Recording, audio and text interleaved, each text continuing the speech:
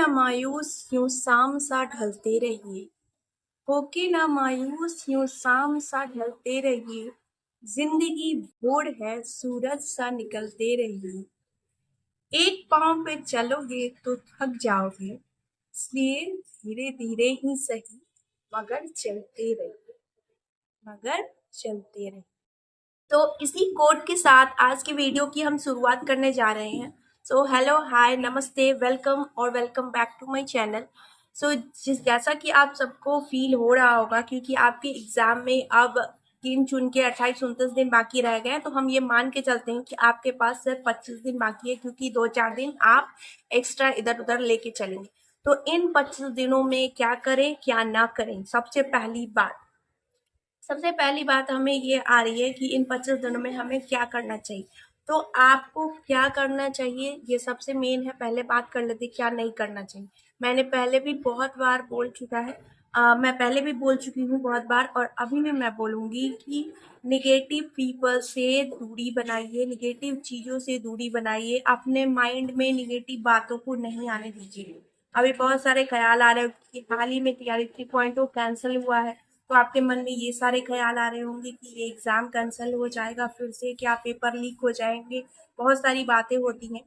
But in सारी बातों को आपको नेगलेक्ट करके चलना है, क्योंकि अगर आप उन्हें पकड़ के चलेंगे तो आपको अपनी जो मंजिल बनाने में आपको प्रॉब्लम आ जाएगी, आपको ये बनाने में दिक्कत हो जाएगी। ठीक है, तो आपको क्या करना है कि जितने भी निगेटिव चीजें हैं, निगेटिव बातें, निगेटिव लोगों, मतलब अभी बहुत सारे लोग बहुत सारी बातें कह रहे होंगे, बहुत सारी चीजें होती हैं, आप खुद भी एज एन एस्पिरेंट फील कर रहे होंगे, तो आप उन सब चीजों से आप खुद होशियार है, खुद समझदार है, क्योंकि मैं अपने ये तजुर्बे से आपको ये बता रही हूँ कि तो इन सब चीजों से आपको दूरी बनानी है।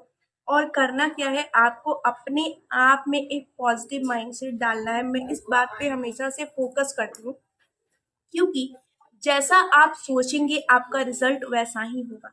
सो बी पॉजिटिव, स्टे पॉजिटिव, और अपने एग्जाम की प्रिपरेशन दिल लगा के करते रहिए। इस बार जीत एकदम पक्की है। तो आपको मैंने जैसा पहले भी बताया था और अभी बताऊंगी कि आपको अपने मन में हमेशा ये कहना है कि आप ये एग्जाम कर सकती हो। ये ऐसे भी कोई बड़ा तोप मारने जैसा चीज नहीं है। ऐसा नहीं है कि आपको सागर माथा पे चढ़ाई करनी, सागर माथा माउंट एवरेस्ट पे चढ़ाई करनी है। तो ऐसा आपको नहीं करना है, इतना स्ट्रेस नहीं देना है। Stay stress free and relaxed and focus on your studies. Have a positive mindset. तो पहला टॉपिक हमारा 25 दिन में आपको बस यही करना है, अपने आप को पॉजिटिव रखना है, निगेटिव चीज़ों से दूर रखनी है, पढ़ाई पे फोकस करना है, सिर्फ और सिर्फ अपने करियर पे ध्यान देना है, और फालतू के टाइम को वेस्ट नहीं करना है। फालतू का टाइम वेस्ट करने का मतलब है कि इंस्टाग्राम के रील्स, यूट्यूब के शॉर्ट्स, ये सब को ज़्यादा नहीं देखना है। ज़्यादा अपने आप को वेस्ट नहीं करना है, कि उन चीज़ों को आप अपने आप को बस सिर्फ और सिर्फ रिफ्रेश करने के लिए यूज़ करेंगे। उन चीज़ों को आप के माइंड पे हावी नहीं होने देंगे। आप अपने आप को बस सिर्फ और सिर्फ पॉजिटिव रखने की कोशिश करेंगे। Okay, so let's come to the second topic. अब ये सेकंड टॉपिक है कि आपको डर लग रहा है, आपको ऐसा लग रहा है कि आप पढ़ाई कर चुके हैं बट आपको कुछ नहीं पढ़ा है आपने। ऐसा लग रहा है पता नहीं एग्जाम में क्या पूछ दिया जाएगा, कैसे जवाब देंगे, कैसे क्या होगा। तो डर लगना इज अ नेचुरल प्रोसेस। तो आप इसको लेके आप स्ट्रेस में मत आइए कि आपको डर लग रहा है, कैसे एग्जाम देंगे, क्या क्वेश्चन आएगा, हमने पढ़ा है बट हमें कुछ याद नहीं लग रहा, हमें कुछ समझ नहीं आ रहा, और क्या किया जाए। तो डर लगना नेचुरल है, मुझे भी लगता था। तो इट्स ओके, इट्स नॉर्मल। कोई जरूरी नहीं है कि आपको डर लग रहा है इसका मतलब आप एग्जाम नहीं निकाल सकते, आप बिल्कुल निकाल सकते हैं। इसलिए कोई बात नहीं, डर लगना एक प्रोसेस है, तभी तो आप अपने आप को इम्प्रूव कर पाएंगे। अगर आपको डर ही नहीं लगेगा तो आप अपने आप को इम्प्रूव कैसे करेंगे। आपको लगेगा जैसे यू नो एवरीथिंग, आपको सब कुछ पता है, आपको सब कुछ याद है, तो तो आपको क्या करना है कि इस पे स्ट्रेस नहीं लेना है कि आपको डर लग रहा है।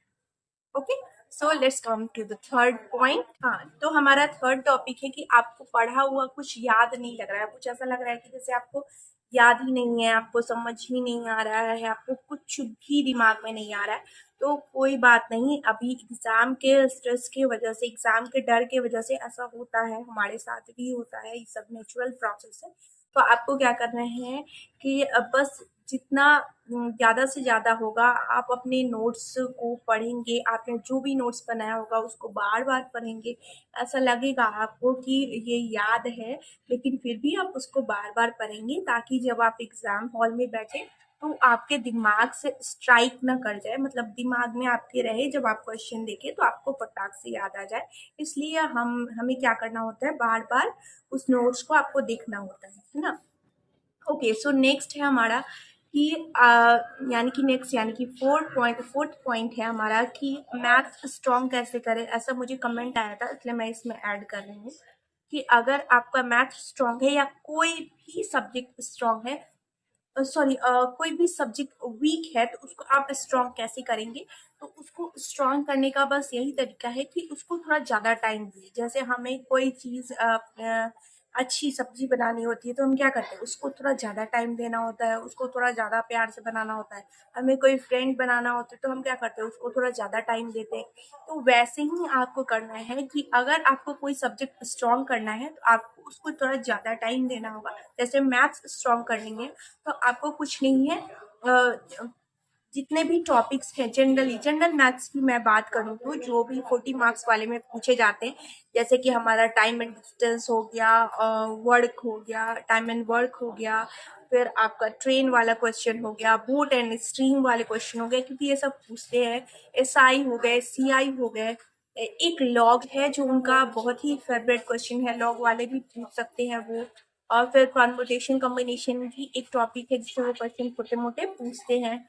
तो इन सारे क्वेश्चंस को आप जितना ज़्यादा से ज़्यादा प्रैक्टिस कर सकते हैं मैथ्स को, उतना प्रैक्टिस करिए, कैलकुलेशन को फास्ट करने की कोशिश करिए, पर मैथ्स अपने आप स्ट्रॉन्ग हो जाएगा। Okay, so let's come to the fifth topic. Okay, so fifth topic है हमारा PYQ मतलब प्रीवियस ईयर क्वेश्चंस को क्या करना है।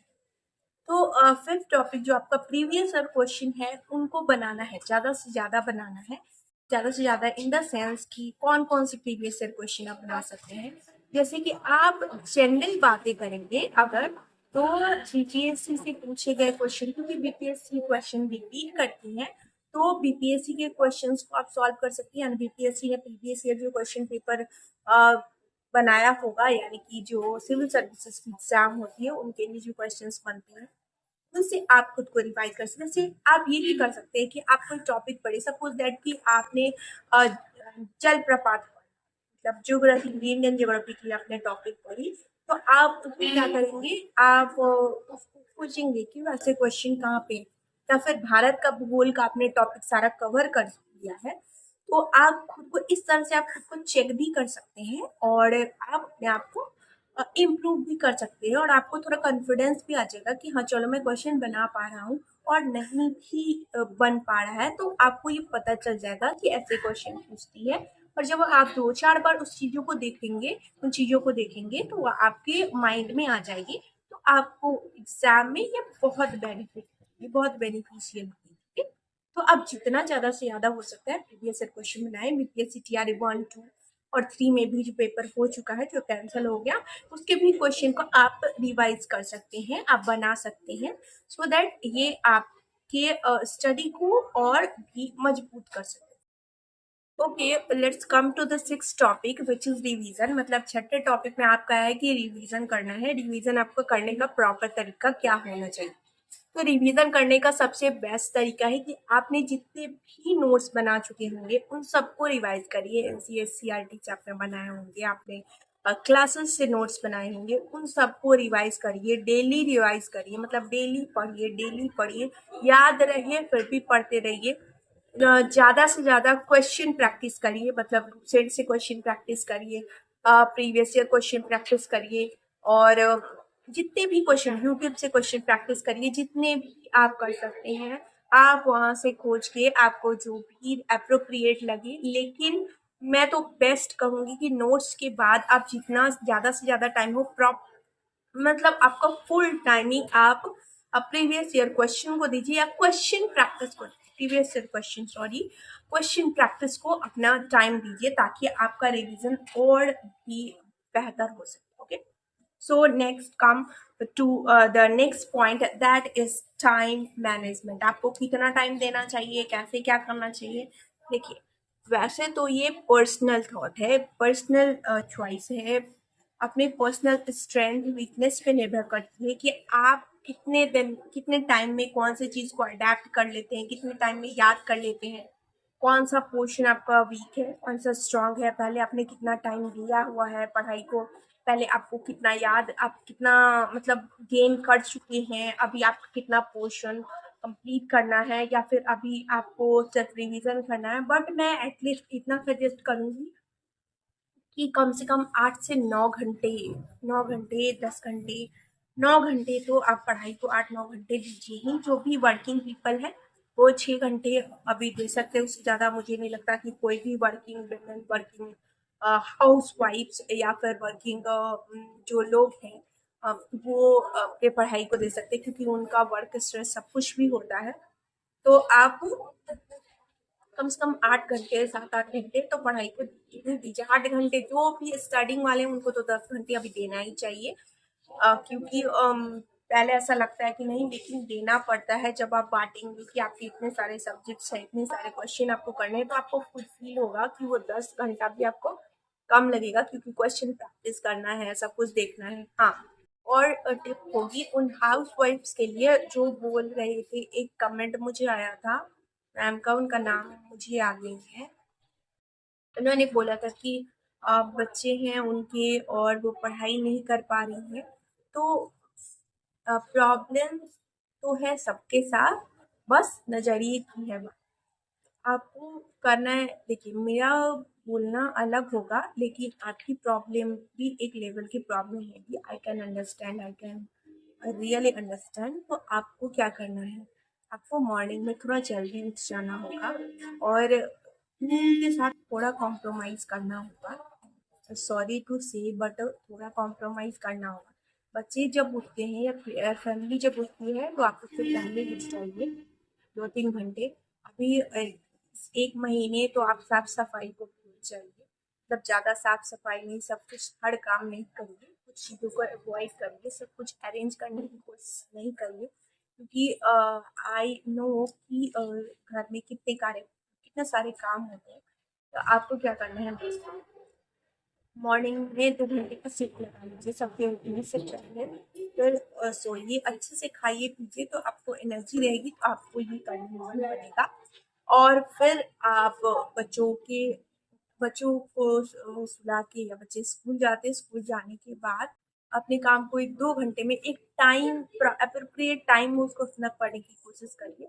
और फिर उसके बाद फ्रेश व्रेश होके 1-8 घंटे आराम करके 2-3 घंटे की सिर्फ दोपहर में लगा लीजिए, यानी कि नून शिफ्ट लगा लीजिए, और 2 घंटे की शिफ्ट रात में लगा लीजिए। 6 घंटे आप पढ़ने की कोशिश करिए, और तो डेफिनेटली मुझे विश्वास है कि आपको ये बहुत ही ज़्यादा बेनिफिट रहेगा और आपकी पढ़ाई अच्छे से हो जाएगी। बस थोड़ा सा आपको डिसिप्लिन लाना होगा। इसी के साथ मैं इस वीडियो को एंड कर रही हूँ। वीडियो अच्छी लगी तो please like it, share it with your friends, and subscribe to my channel. Bye.